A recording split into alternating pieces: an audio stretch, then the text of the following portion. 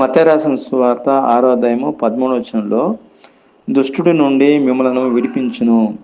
ఇక్కడ మనం పరలోక ప్రార్థన మనం చేస్తామండి.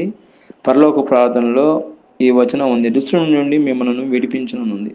దుష్టుడికి మన జీవితంపై ఎప్పుడు కూడా మనల్ని ఇబ్బంది పెడుతూనే ఉంటాడండి.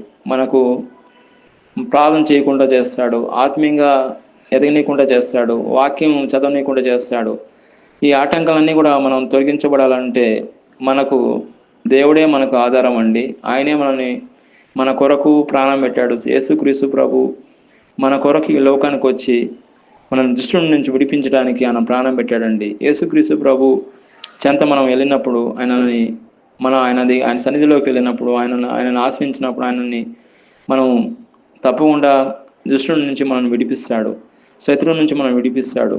కాబట్టి మత్తయి రాసిన సువార్త 6వ అధ్యాయము 13వ వచనంలో దుష్టుడి నుండి మిమ్మల్ని విడిపించనున్నాడు.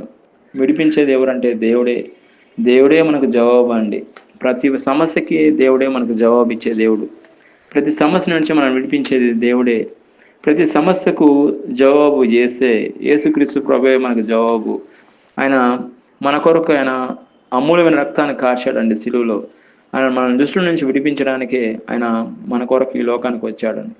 మన కొరకు ఆయన ప్రాణం పెట్టాడు. కాబట్టి ఎప్పుడైతే మనం యేసు ప్రభు మీద ఆధారపడితే దుష్టుడి నుంచి మనం తప్పకుండా విడిపించబడతాం, ఆత్మీయంగా బలపడతాం. అన్ని విషయంలో దేవుడు దీవిస్తాడు.